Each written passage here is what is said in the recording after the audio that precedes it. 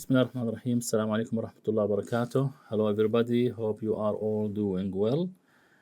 Our session today or lecture is about pronunciation, and here we will have the pronunciation of ED form versus S or ES. And these, of course, we know that we use ED in the verb forms, that's regular verb, past and past participle verbs, and S or ES is used in verbs as singular verb simple present tense, S or ES, of course, and of course used with noun to indicate or to function plurality, the plural form, we add S or sometimes we add ES. So the objectives of this lecture it is, of course, in order to achieve the following objectives, you students can enhance their overall pronunciation skills, improve their comprehension of spoken English, and communicate more confidently in both formal and informal settings.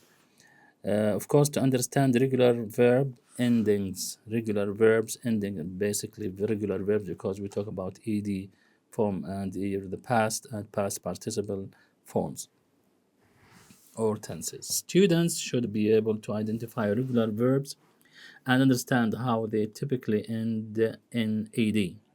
In the past tense, of course, as you know, ED in the past tense, as it is past or past participle, and S or ES in the third person singular, or in the when we add the S or ES to a noun to make the singular noun as plural noun.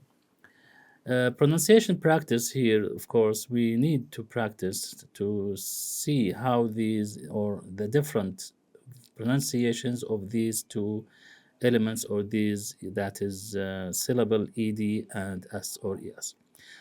So students should practice pronouncing regular verbs in both past tense, third person singular, present tense, and plural nouns as well, focusing on the correct pronunciation of the ED. And when we talk about ED, we talk about three different pronunciations. We have da and t, and we have id. So we have da, t, id. And we'll discuss, of course, and explain, each of which when it comes and how it is pronounced.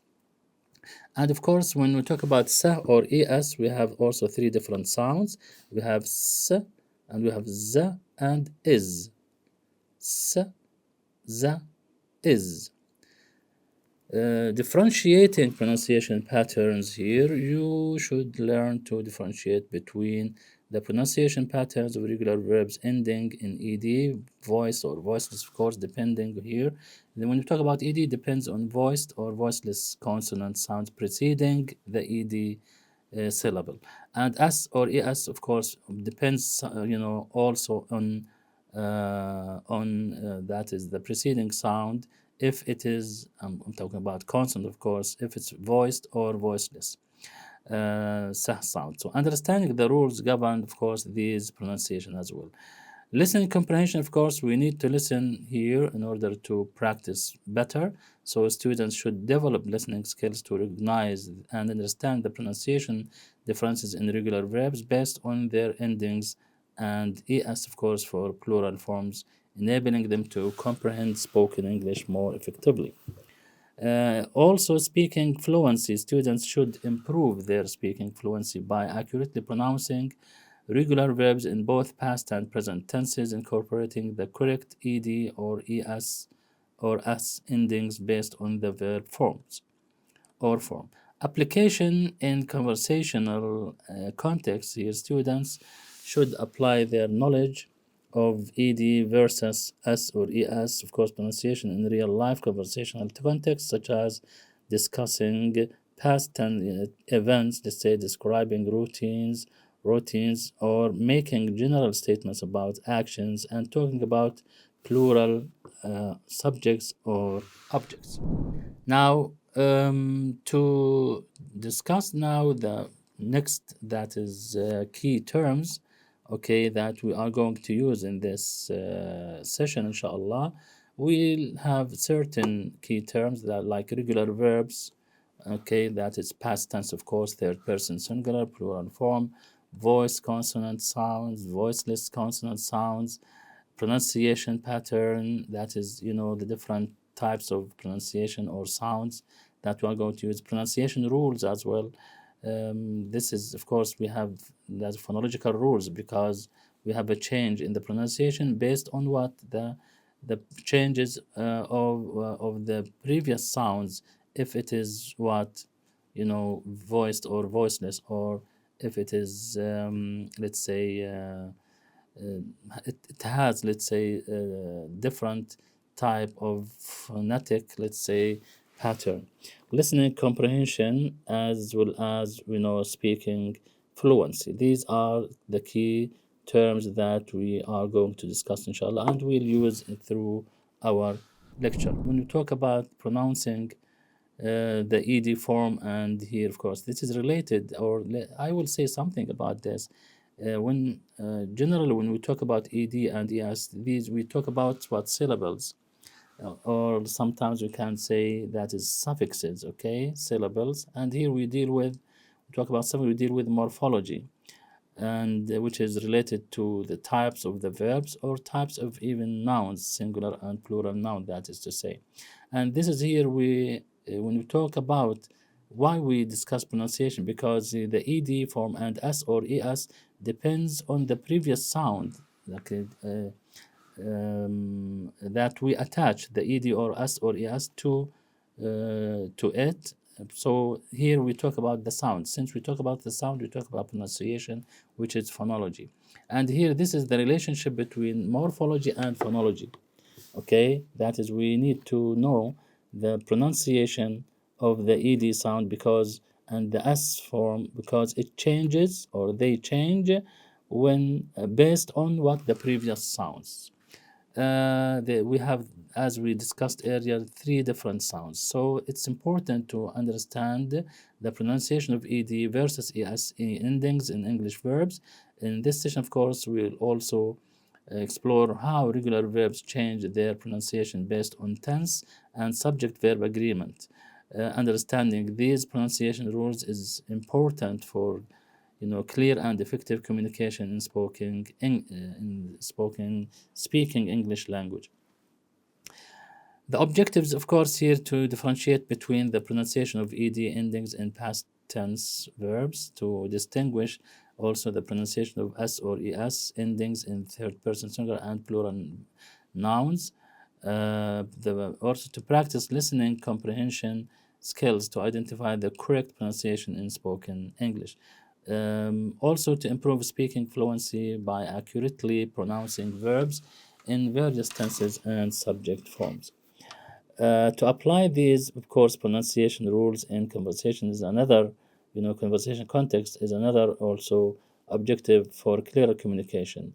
The key concept, as we discussed, we have regular verbs, which are verbs that follow standard conjugation rules for past tense, third person singular, and plural forms in the nouns. Past tense, of course, the form of verb as well used to indicate an action that occurred or is complete in the past. Third person singular, the form of a verb used with singular third person subjects with, of course, singular subject, okay, he, she, it, or in a singular noun. Plural forms of the noun as well, the forms of, let's say, plural nouns used with plural subjects or objects. Voiced consonant sounds, voiced and voiceless, by the way, these are also 2 important phonological terms used to let's say, that are sounds produced with vocal cord vibration. When we talk about voiced, we have here vibration occur, that is when we pronounce these or utter these sounds, okay, like مثلا za or da or va or the. These are, voiced consonants. And also we have voiceless consonants, that sounds produced without, let's say, vibration by vocal cords. There's no vibration like ta or sa or fa or tha, for example. Pronunciation patterns, the regular patterns of pronunciation based on verb endings and, noun forms, that's plural form of the noun. Listening comprehension, of course, the ability to understand spoken English and recognize pronunciation differences, in addition to speaking fluency, which is the ability to speak English smoothly and accurately, including correct verb pronunciation. Of course, here we'll have, at the end of this lecture, inshallah, we can have a solid understanding of how to pronounce ed endings and past tense verbs and es, of course, endings in the third person singular and plural nouns. You will also be equipped with the skills to apply these pronunciation rules in everyday conversations, enhancing your overall English language proficiency. Now let's go to the lesson and explore these pronunciation concepts together. Here, of course, we'll start with the main topics of the lecture, so through which we can explain our lesson. The first, that is form pronunciation of what? Of ed, how we form. Ending in past tense verbs, okay? Generally, ed is the form of the, let's say, the syllable that is added to the verb, the base form of the verb, to make it in what? As past tense or past participle tense. So generally regular English verbs form their past tense by adding ed to the base form, as I said. However, the pronunciation of ed can vary depending on the final sound of the base verb. Yes, depending on the final, the preceding or the final sound that precedes what? The ed. There are, of course, here three different pronunciations for the ed endings. The first one, which is here d sound. So sound voiced. This da is voiced. Now when the base form of the verb ends in a voiced consonant sound, like مثلا ba, ga, va, the, za, مثلا, okay, like used, okay. Of course, etc. This is, I said, voiced. That when the verb, the base form of the verb ends with a voiced sound, we produce that as, we pronounce the ed as d. For example, play, played, arrive, arrived, love, loved, use, used, rub, rubbed, okay. Give is irregular form. Okay, so clean, cleaned. We can also skim, skimmed. So it is the sound. Now the second sound is t sound. Sound voiceless. The t is voiceless sound. So in this case, now when the base verb ends in a voiceless consonant sound, like ka, fa, pa, sa, cha, okay, the ed ending is pronounced as t, okay. So when the sound, the base form of the verb ends with a voiceless consonant sound, like fa or ka or pa, sa, okay. I didn't say ta because ta is different, okay. In this case, the ed is pronounced as t, okay. So examples, for example, walk, walked, talk, talked, fa, laughed, cuff, cuffed, pa as top, stopped, chop, chopped, sha sound, wash, washed, wish, wished, cha sound, watched, scratched, okay. So with these sounds we pronounce them as ta. Why? Because what comes before ed is, as I said, voiceless consonant, like ka, fa, pa, ka, okay, cha, these, or sha. Now id, the third sound of the ed is id. Id sound, that is extra syllable, when the base verb ends only with two sounds in the sounds ta or da. That is to say, when the ed or any verb ends with ta or da, the base form of the verb ends with ta or da, okay. Now the ed ending is pronounced as id. For example, we can say want, wanted, point, pointed, need, needed, decide, decided, point, pointed, divided. So when the verb, the base form of the verb ends with t or da sounds, okay, the ed is pronounced as id. For example, of course, as I mentioned here, we have wanted, needed, ended, decided, and of course with ta sound, we have wanted, we have pointed, we have visited, okay, many other sounds. So these are the three main different sounds of the ed in English language. So understanding these pronunciation patterns is important, very important, for accurately conveying past actions in spoken English.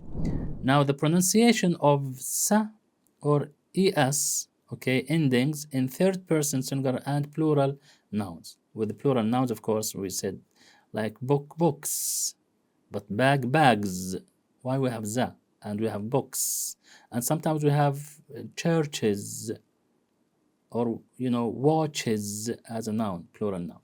So in English, of course, here verbs change their form in the third person singular he, she, it by adding s or es to the base form of the verb. And also when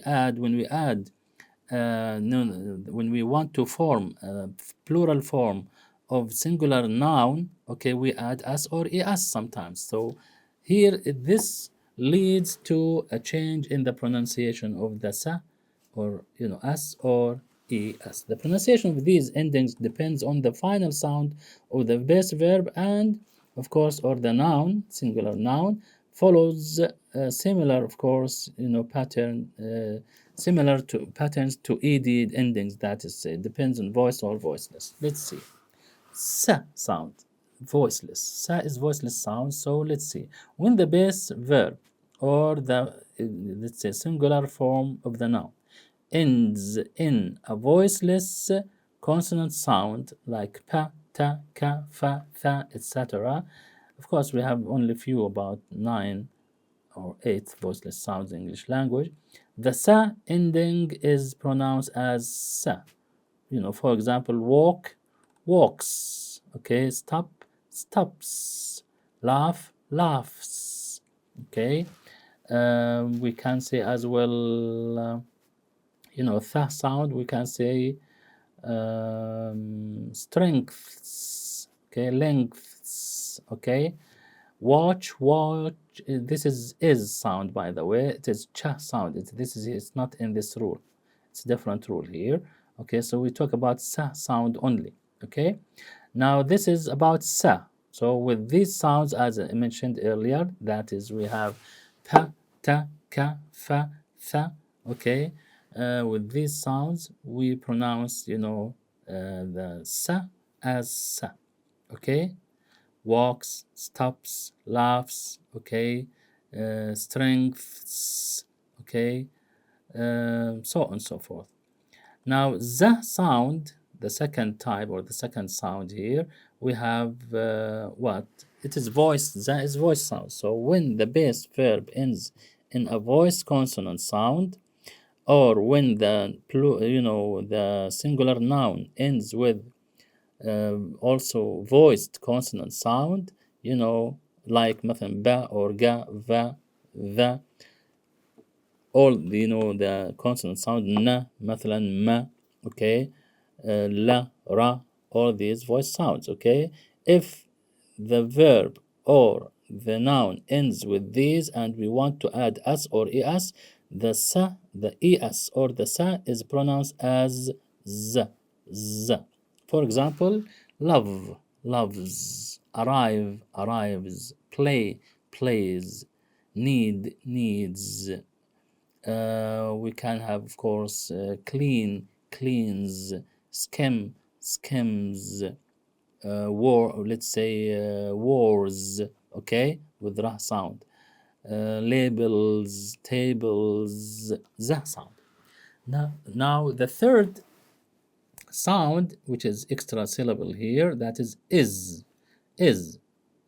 Now is here occurs when the base verb ends in the sound, okay, these are called sibilant sound, that is sa, za, sha, ja, cha. Again, these sounds, if any verb, base form of the verb, or any noun, singular noun, ends with one of these sounds, sa, za, sha, ja, cha, or ja, the es ending is pronounced as is, adding an extra syllable. It is, here we have another syllable to the word.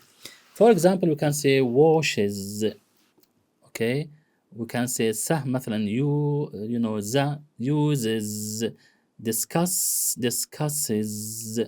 Okay, fix, fixes, wish, wishes, judge, judges. Okay, garages, so on and so forth. So these are examples on this, the third rule of the sah pronunciation sounds. Understanding the pronunciation variations in third person singular and plural forms here helps in clear communication and grammatical accuracy. Of course, this will improve your speaking, and that is to become native like. Okay, so it's important to understand and to practice more about these examples, and to pronounce these ed form, okay, and s or es form, as of course as we have discussed. The third pattern, that's the application in conversational context and listening practice. To reinforce these pronunciation rules, students should engage in conversational context and listening practice. Of course, this is what you should do. For instance, you can role play dialogues where where you can use past tense and third person singular verbs or plural nouns in sentences. Listen to audio recordings or native speakers to identify and mimic correct pronunciation patterns. You need to practice more to imitate, that is to say, the pronunciation of verbs, past verbs, or present verbs, or plural nouns with s form. Practice speaking exercises where they describe daily activities, routines, and past events using appropriate verb forms and pronunciation. By applying these rules in real life situations and practicing listening comprehension, you can enhance your pronunciation skills, improve your spoken English fluency, and communicate effectively in various contexts. Now, to sum up the session, of course, as we have discussed, we focused on the pronunciation differences between ed and es or s endings in English verbs and nouns. Here is a summary of the key points that we have covered. Of course, first we discussed pronunciation of ed endings, as of course in the past tense verbs that can be pronounced as da, ta, or id, depending on the final sounds of the base verb, the preceding that precedes, of course, the ed form. For example, played, stopped. We can have wanted. Different sounds, da or t or id, which illustrates, of course, the different pronunciation patterns. Also, we discussed the pronunciation of s or es endings. Okay, s or es endings in third person singular and plural nouns that can be pronounced as, of course, sa, za, or is, based on the final sounds of the base verb or the plural, or the singular noun, used. For instance, we have walks, مثلا, we have loves, we have washes, demonstrate the varied pronunciation patterns. Also, application in conversational context. Students practice, let's say, using verbs with ed and s or es endings in conversational context, describing past events, routines, and hypothetical situations. Listening comprehension tasks and minimal pairs exercises help students, of course, identify and mimic correct pronunciation patterns. Number 4, activities for learning pronunciation. We have many activities that you can use, of course, or go through pronunciation drills Role play activities, listening comprehension tasks, and peer feedback sessions were utilized to enhance pronunciation skills. Interactive online tools and apps provided additional practice opportunities for self-paced learning. In general, the lesson aimed to improve students' pronunciation accuracy and fluency in using, let's say, ed and s or yes endings, enabling that is, say, the students to communicate effectively in spoken English across various verbs and verb forms and grammatical contexts. That's it for today. Hope that you understand the lesson. Thank you for today. Have a nice time. Wassalamu alaikum.